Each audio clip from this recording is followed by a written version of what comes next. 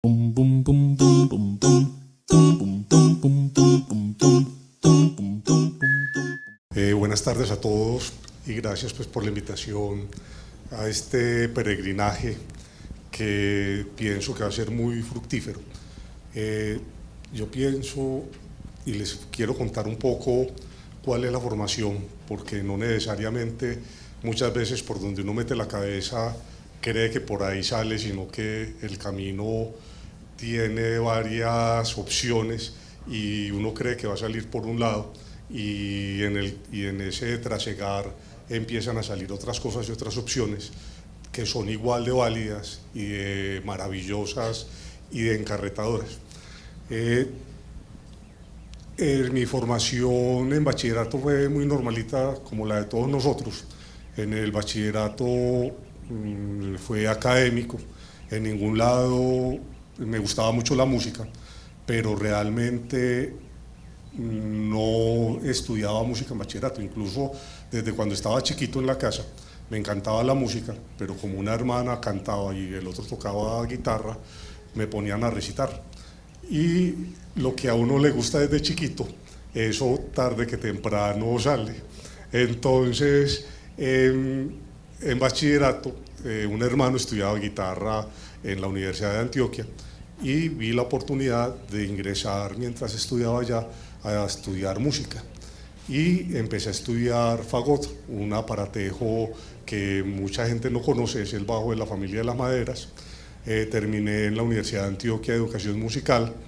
De ahí empecé, apenas terminé en la universidad, empecé una especialización en semiótica y hermenéutica del arte y terminé la maestría en estética y después hice el doctorado en historia, pero siempre preocupado por la música y por la historia de la música.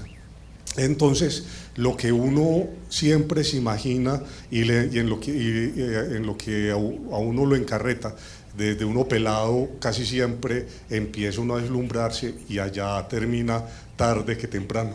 Sebastián nos puede contar un poco también sobre su formación. Sí, me escuchan todos. Un saludo también muy especial para todos. Me alegra ver caras pues como muy jóvenes, ojos muy inquietos, abiertos pues a esperar a ver un poquito de qué se trata este cuento. Mi formación, yo soy músico profesional con énfasis en percusión de la Universidad FIT, lugar donde también cursé el magíster en música con énfasis en musicología histórica.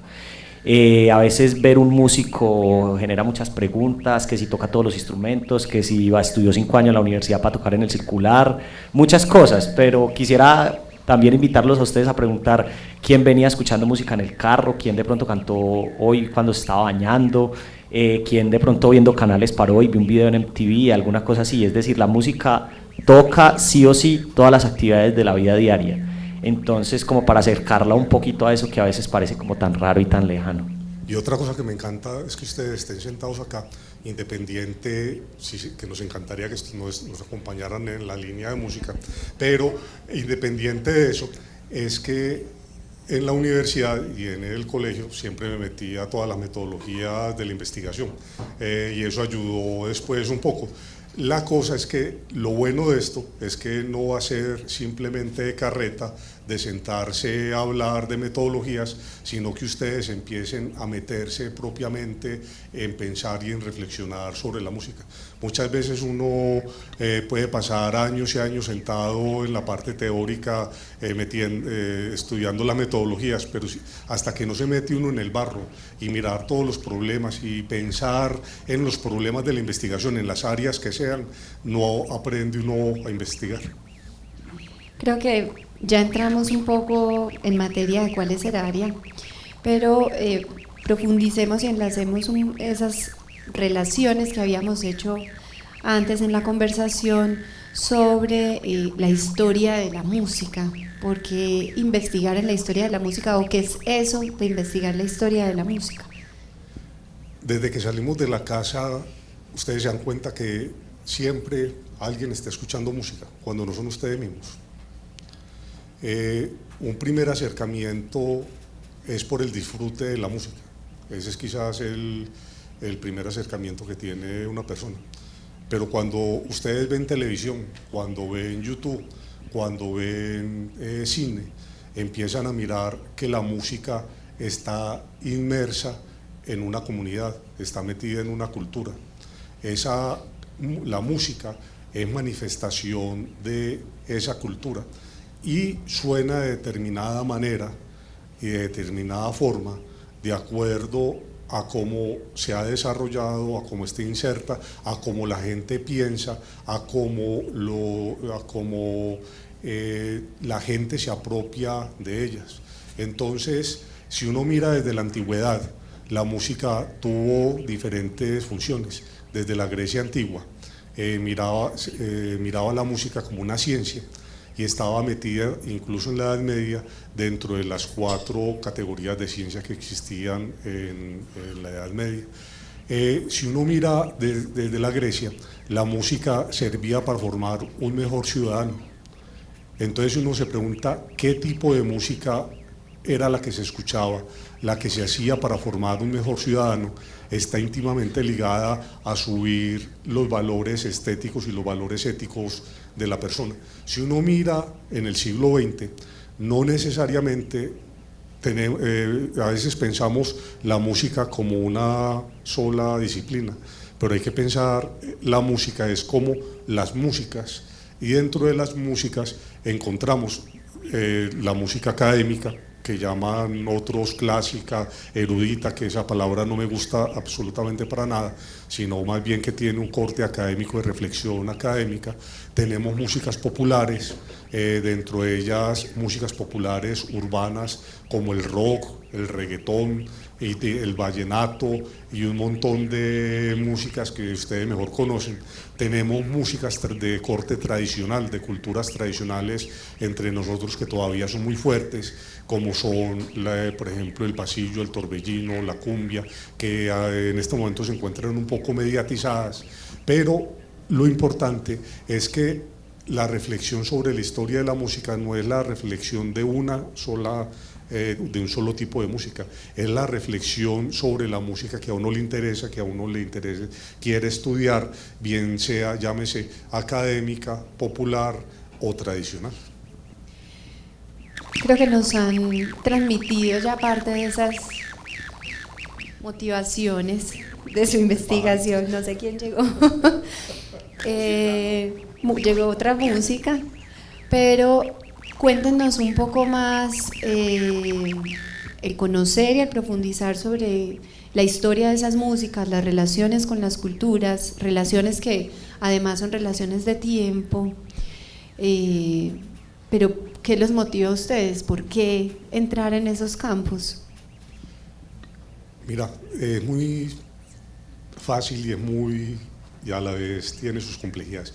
Es muy fácil en el sentido que cuando uno se acerca a la música, las personas se acercan a la música, es cómo piensan las personas, cómo piensan las culturas acerca de esa manera de hacer la música. Por otro lado, tenemos lo que son las diferentes prácticas musicales, cómo se interpretan los instrumentos, cómo se escuchan la música, cómo la industria cultural se apropia de esa circulación de las músicas, cómo las orquestas y los grupos, y fíjense ustedes, nada más háganse una pregunta, ¿ustedes les gusta hoy una obra, una canción, llamémosla cualquier obra musical?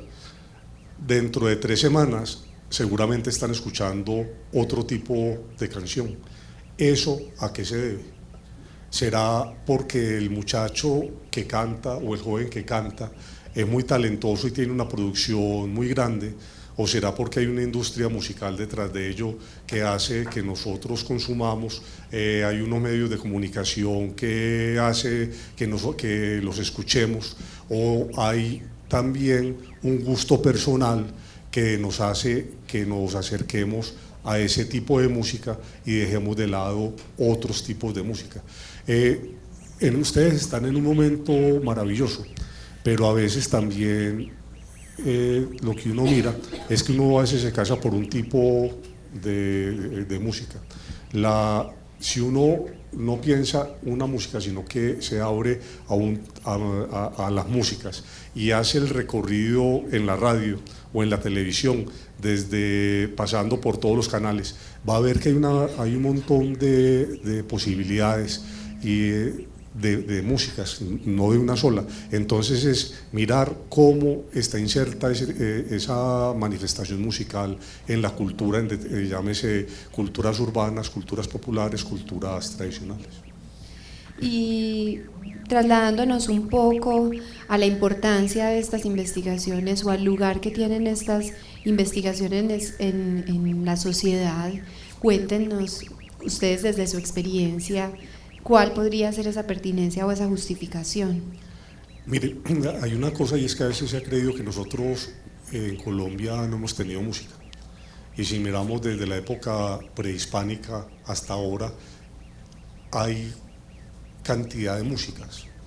Llámese de la época prehispánica las músicas que hacían los indígenas, desde la música de la conquista y la colonia que llegó con los españoles y que llegó con los africanos. Si miramos en la época de la independencia, la música en la sociedad del siglo XIX, si miramos en la música del siglo XX, la cantidad de músicas que hay. Voy a poner simplemente un ejemplo. Sebastián hizo como su trabajo de grado de la maestría, un trabajo muy bonito, que fue sobre las orquestas populares que hubo en Medellín en 1920, entre 1920 y 1930. Y tomó como modelo una que se llama la Orquesta Salazar, y detrás de la Orquesta Salazar, que era el modelo, venía lo que era el jazz, venía otro montón de músicas que eran que se ponían en circulación con lo que llegaba de Europa, más con lo que se producía aquí en la ciudad. Pero a su vez también había unos centros de sociabilización, como eran los clubes, los cafés. Ustedes han ido al centro de Medellín, al edificio Coltejer. Al frente, diagonal, hay un cafecito que se llama Café La Bastilla, pero no es ese el café que vamos a hablar. En la esquina de abajo de Junina, todo el frente del edificio Coltejer, había un café que era el Café La Bastilla, y de ahí viene el nombre también del pasaje La Bastilla, exactamente. Entre el pasaje La Bastilla, siguiendo para abajo, hasta todo el frente del edificio Fabricato, ahí había un café que se llamaba el Café La Bastilla, y era un centro muy popular de donde se hacía música. Otra cosa, nosotros ahora prendemos el radio, ponemos el iPad, los más viejitos prendíamos la grabadora o prendíamos el tornamesas, pero ahora tenemos los medios de reproducción para escuchar la música.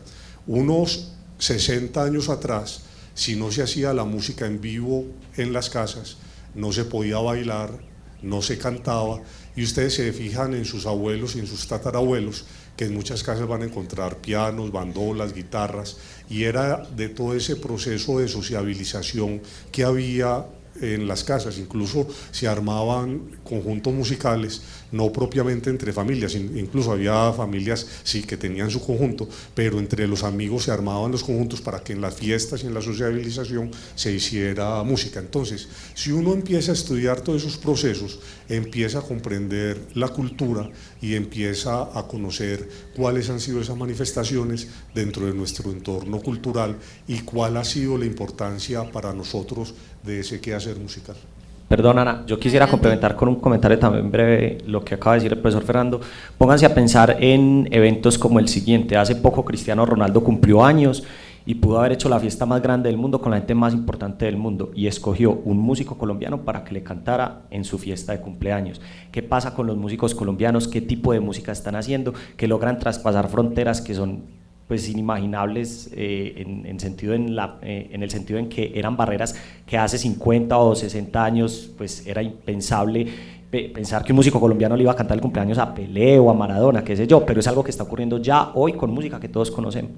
Y otra cosa, ese músico colombiano, como no tenía nada firmado, tomó una foto y la puso en las redes sociales y se dieron cuenta de todas las personas que estaban ahí en la fiesta de Ronaldo. De las cuales Cristiano Ronaldo era el menos importante. Pues. Bueno, queremos entonces agradecerles por aceptar nuestra invitación, por unirse a Proyectos de Ciencia, a Fernando, a Sebastián, y esperamos, pues, como lo dijiste tú, que tengamos un grupo en el que hagamos un proyecto bien interesante. Tum, tum, tum, tum.